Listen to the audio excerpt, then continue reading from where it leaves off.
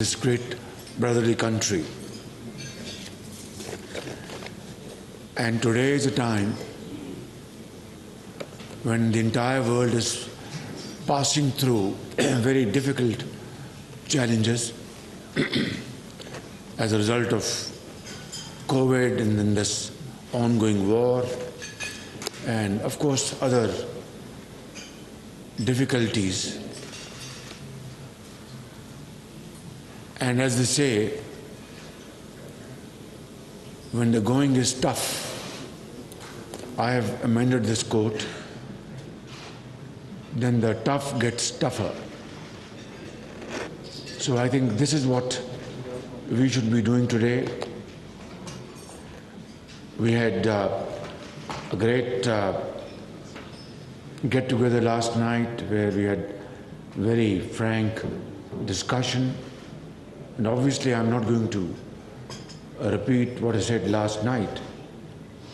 Suffice it to say that we are here to convey this message to our Turkish brothers and sisters.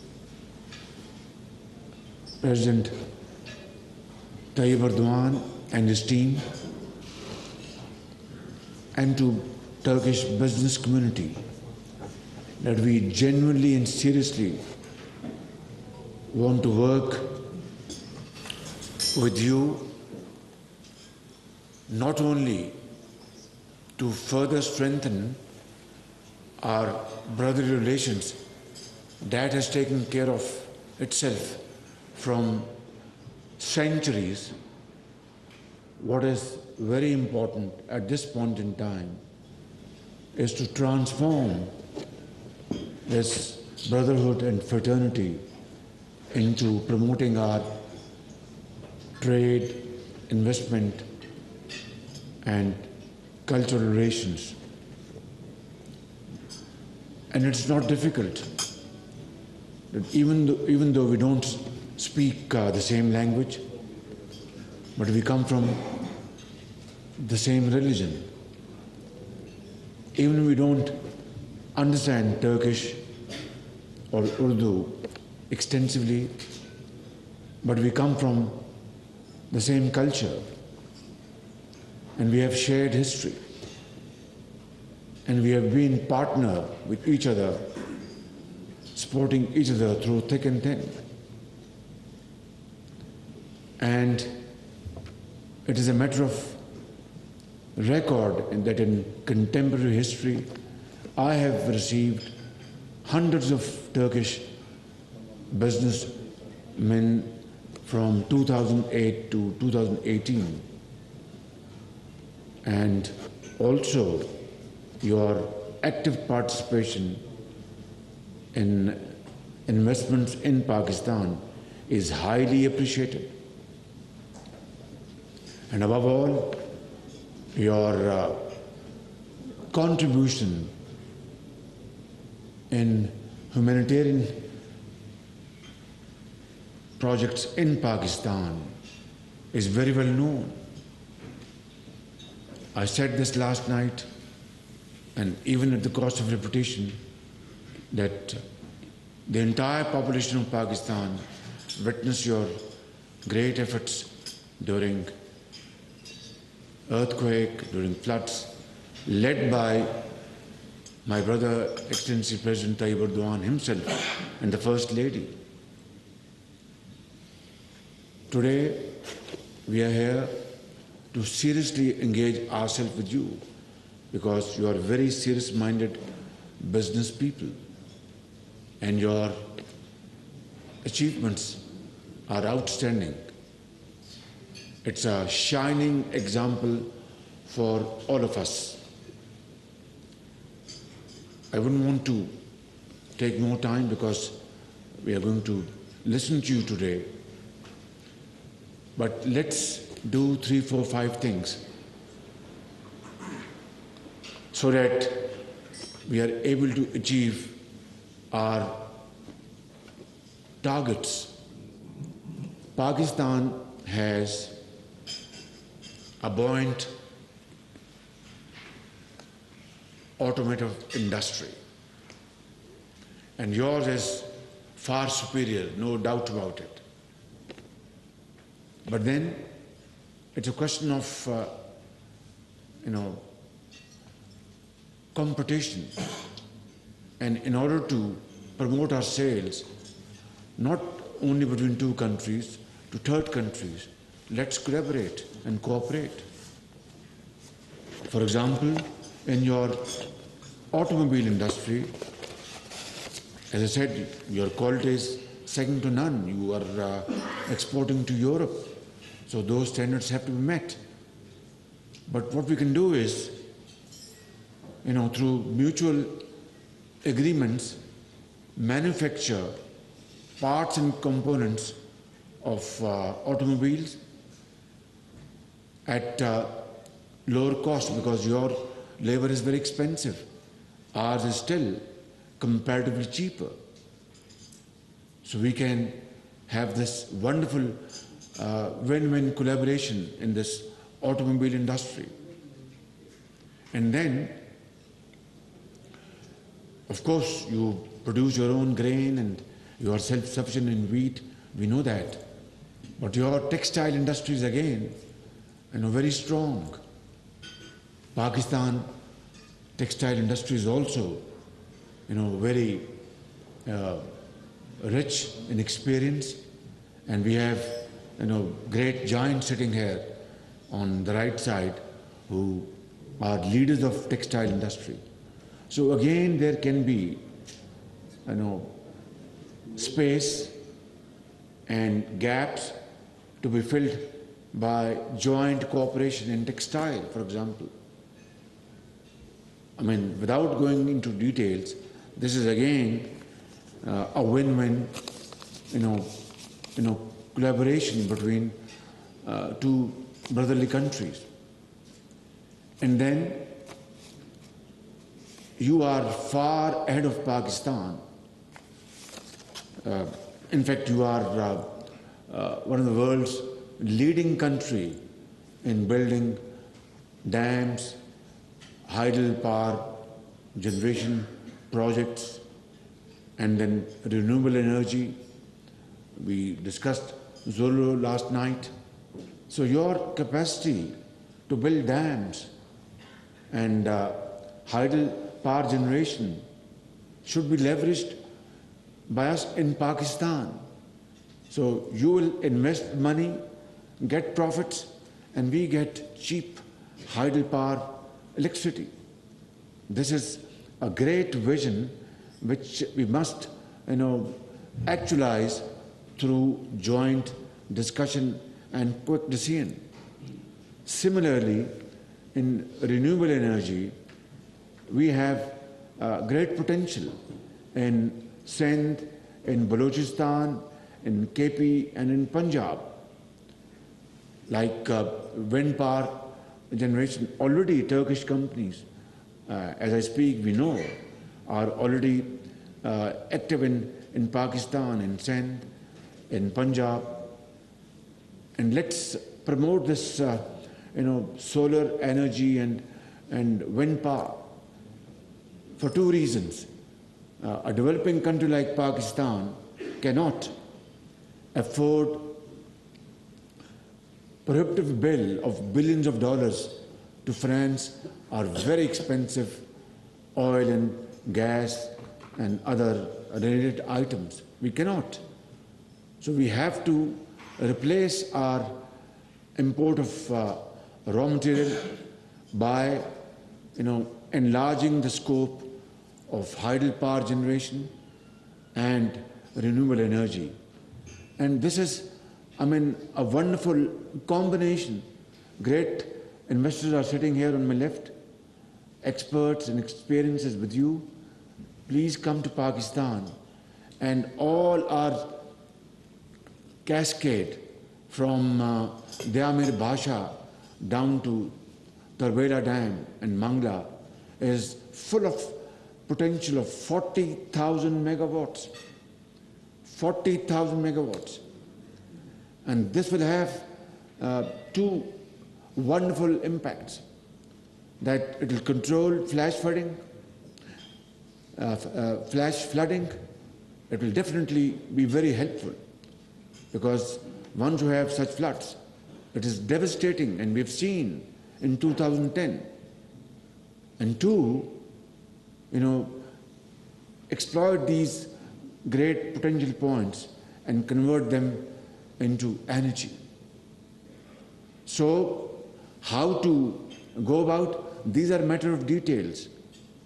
This late morning, I am just trying to, elaborate broad parameters of our future cooperation, which must be kick-started before I finish my humble, comments. And three, you will have profits, and we will have these great advantages, including, restricting desiltation process through this investments from north to south. So I think these are some broad areas where our cooperation can be very, very productive and profitable. Yesterday I met this young gentleman from Zulu. He is now bearded. I took some 20 seconds to recognize him, and so he's here. And they have been very keen. They have invested in sand and in wind power, and they were very keen to invest in solar. Finally, this moment has come, and all hurdles have been cleared. So what I'm saying is that these are milestones to be achieved. Only then will this have a semblance of reflection of our brotherly relations, which are very genuine. They're not artificial. I mean, a taxi driver here in Ankara or in Istanbul, or in Lahore, in Karachi, or Peshawar or Quetta, I mean, once he knows that a Turk brother is sitting in his taxi, he will say, I will not charge you, as they would not charge in Istanbul or in Ankara. Or when somebody is sipping coffee in a Turkish coffee shop, once he's known that he's from Pakistan, they will say, thank you, you are a brother, Kardesh. So I think this is what the spirit is all about. And it is not from today or yesterday, it is from centuries, my brothers and sisters.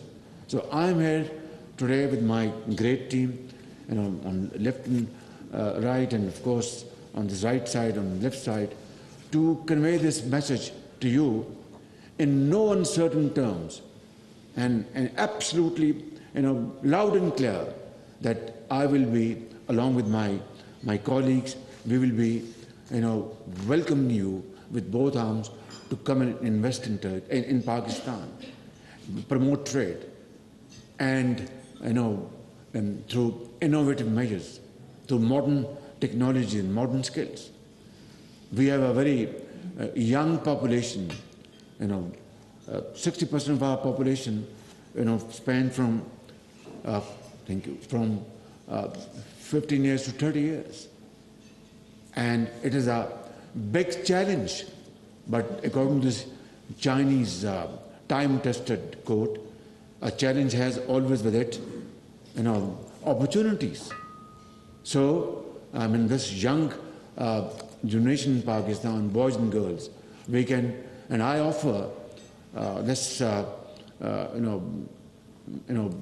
great, opportunity here, that let's train them with modern skills and technology, IT-led technology, so that they are empowered, and then they become great,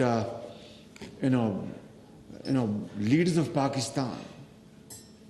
And today, I'm telling you that our neighboring country, India, their IT field exports something like $200 billion worth IT products, and ours is just $1.5 billion. It's a shame. So I think this is again a great opportunity for us to collaborate, and we have now a sizable base of IT knowledge in Pakistan, but this needs to be further multiplied manyfold. So this is again a great area of cooperation. Similarly, agriculture, dairy farming, I know a project is coming up in Lahore through joint venture. Mia Mancha, I think he's putting up a dairy farm with Turkish, collaboration. So all this is very well, very good. But then it is not enough. Rather, it's very, it's insufficient and does not reflect our brotherly relations. So let's resolve today. I've requested my brother, Trade Minister, that before we conclude this meeting, we must sign a letter of intent that yes, through our untiring efforts, we shall achieve a bilateral trade figure of $5 billion in 2 years to come.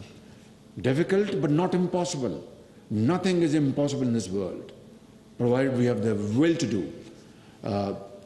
Honorable Foreign Minister has reminded me of this visa issue, and I want to tell you, categorically that we will, inshallah, resolve this issue, and visa will not be an obstacle. Rather, we will have this visa turn into visa where we all earn and spend. So let's do this in a manner which is befitting and mutually beneficial. At the end, I'd like to quote Iqbal's part of his stanza, which is very relevant in this day and age for both of our countries. Jahan-e taza ki hai, afkar-e taza se namood. Jahan-e taza ki hai, afkar-e taza se namood, ke sang o khich se hote nahi jahan paida. Ke sang o khich se hote nahi jahan paida. Ke modern societies, innovative world and progressive societies, prosperous societies are not built through building palatial buildings and houses. If palatial houses were to be the hallmark of modern societies, then let me confess and admit we have such build fantastic buildings in Islamabad, in Lahore, in Karachi, in Quetta, and Peshawar. But that's not how modern societies are built.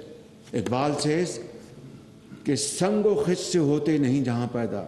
Through marble and brick and mortar, you can't build modern societies. It is only through innovation, through modern techniques, through knowledge, through hard work, through untiring efforts, through sacrifice, which you have done and which we must do. And together we will, inshallah, achieve our position in the community of nations. Thank you very much. Allah bless you. And Turkey, Pakistan, Dosti, Zindabad. वज़ीर आज़म शहबाज शरीफ तुर्की में business council से खिताब कर रहे थे। उन्होंने कहा कि तुर्की ने अपने इंफ्रास्ट्रक्चर को बहुत तरक्की दी। तुर्की की बरामदात 270 अरब से बढ़ गई। बरसगीर के मुसलमानों ने तुर्की जंग आज़ादी के लिए भरपूर ताउन किया। पाकिस्तान तहरीक इंसाफ के रहनुमा फवाद चौधरी का कहना है, पंजाब में आईनी बहरान से मुल्क में बहरान है। हमजा शहबाज का मुकदमा रोजाना की बुनियाद पर चलना चाहिए। सुप्रीम कोर्ट के फैसले के बाद हमजा शहबाज के पास अक्सरियत नहीं रही, उन्हें दोबारा एतमाद का वोट लेना होगा। फवाद चौधरी लाहौर में मीडिया टॉक कर रहे थे। हमजा शहबाज की जो मौजूदा हुकूमत है ये अनकॉन्स्टिट्यूशनल है, गैर आइनी है। पंजाब का सूबा जो पाकिस्तान का सबसे बड़ा सूबा है वो बग़ैर किसी हुकूमत के चल रहा है। मुकदमा जिस तरीके से चलाया जा रहा है यूँ लगता है कि जैसे इसमें कोई अर्जेंसी नहीं है, कोई जल्दी नहीं है, मामूल का केस है। ये केस तो डे टू डे, बल्कि इस पर तो अदालत को 10 घंटे बैठ के फैसला करना चाहिए। हमजा शहबाज के पास अक्सरियत नहीं है। अब इस नुक्ते के ऊपर सुप्रीम कोर्ट फैसला दे चुकी है। अब हाई कोर्ट के पास कोई इख्तियार नहीं है कि सुप्रीम कोर्ट के फैसले के ख़िलाफ़ वो अपना जो है वो शुरू कर दे। पंजाब जो है क्राइसिस में है, और पंजाब अगर बहरान में है तो पूरा मुल्क बहरान में है। Welcome back. यूटिलिटी स्टोर्स पर घी और कुकिंग ऑयल की कीमतों में होशरुबा इजाफा। दर्जा अव्वल के कुकिंग ऑयल में 110 रुपये जबकि सब्सिडाइज्ड घी में 95 रुपये फ़ी किलो इजाफा कर दिया गया। इस हवाले से हमारे साथ मौजूद है मंसूर सती। मंसूर, बताइएगा कितना इजाफा देख रहे हैं आप कीमतों में? जी बिल्कुल, रावलपिंडी के मुख्तलिफ यूटिलिटी स्टोर्स पर जो घी की कीमतें हैं उसमें 95 रुपये से 110 रुपये जो है वो इजाफा कर दिया गया है। ख़ास करके अगर जो सब्सिडाइज जो घी था, जो पहले जो आवाम को 260 रुपये मिलता था, अब उसकी नई कीमत जो है वो 355 रुपये मुकर्रर कर दी गई है। इसी तरह जो ब्रांड्स के दर्जा अव्वल के जो घी या कुकिंग ऑयल हैं उनकी कीमतों में भी 110 रुपये फ़ी किलो जो है वो इजाफा किया गया है। जिस तरह पहले जो एक ब्रांड का जो घी या ऑयल जो था वो 426 से 427 रुपये में मिल जाता था यूटिलिटी स्टोर्स पर, अब वही जो घी या कुकिंग ऑयल है उसकी कीमत में इजाफा हो चुका है। वो 537 और 536 रुपये में वो जो है वो दस्तयाब है। ताहम दूसरी जानिब यहाँ पे जो सब्सिडाइज जो घी लेने के लिए जो काफ़ी बड़ी कतारें लगी हैं उसकी वजह से जो है शहरी काफ़ी मुश्किलात से दो चार हैं, क्योंकि बाकायदा तौर पर इस सिस्टम को जो है वो नादरा से साथ मुंसलिक किया गया है और बाकायदा तौर पर जैसे ही ख़रीदार जो आता है उसको एक माह के अंदर सिर्फ 5 किलो जो घी है और इसी तरह जो दीगर अशिया खुरनोश हैं उनकी चीज़ें भी एक क्वालिटी और एक क्वांटिटी फिक्स कर दी गई है। जो सब्सिडाइज जो घी मिलता था पहले गरीब आवाम को वो 260 का मिलता था, अब जो है वो 355 रुपये हो चुका है, 95 रुपये उसका इजाफा हो चुका है और उसकी खरीदारी के लिए यहाँ पे लोगों की काफ़ी लंबी लंबी कतारें मौजूद हैं। जी, पाकिस्तान के साथ मुज़ाकरात तामीरी रहे। नुमाइंदा IMF की जानिब से बताया गया है, उम्मीद है पाकिस्तान के साथ 2019 का कर्ज प्रोग्राम बहाल हो जाएगा। मुआशी तरक्की के लिए इस्लाहात ज़रूरी हैं। पाकिस्तान के साथ बातचीत आइंदा भी जारी रहेगी। शुएब निज़ामी इस वक्त हमारे साथ मौजूद हैं। शुएब, बताइएगा मज़ीद क्या कहना है और अगर ये कामयाब होते हैं तो अगली किस्त कब तक आएगी? जी, उनका ये कहना था कि पाकिस्तान इस वक्त ये फैसला किया कि पेट्रोलियम मसनूआत की कीमतों में इजाफा किया जाए। इससे मैशत को सहारा मिला है। ये मुश्किल फैसले जरूर हैं लेकिन इससे जो मैशत बेहतर होगी और पाकिस्तान में जो मुआशी इस्लाहात का अमल है उसकी रफ्तार जो बेहतर हो सकेगी। उन्होंने कहा कि खुश आइंद है कि पाकिस्तान और IMF जो है वो तामीरी बातचीत आगे बढ़ाते रहेंगे। इस बात का इम्कान है कि जुलाई के वक्त में पाकिस्तान को IMF से कर्ज प्रोग्राम उसकी मजीद तकरीबन 1 अरब में मौसूल हो जाएगी। जी ठीक है शुएब, बहुत शुक्रिया आपका। तो आपको बताते चलें कि नुमाइंदा IMF की जानिब से कहा गया है कि पाकिस्तान के साथ मुज़ाकरात तामीरी रहे हैं। उम्मीद है पाकिस्तान के साथ 2019 का कर्ज प्रोग्राम बहाल हो जाएगा। मुआशी तरक्की के लिए इस्लाहात ज़रूरी हैं। साथ ही साथ ये भी कहा गया कि पाकिस्तान के साथ बातचीत आइंदा भी जारी रहेगी। पाकिस्तान ने पेट्रोलियम मसनूआत की कीमतें बढ़ाकर मईशत को सहारा दिया।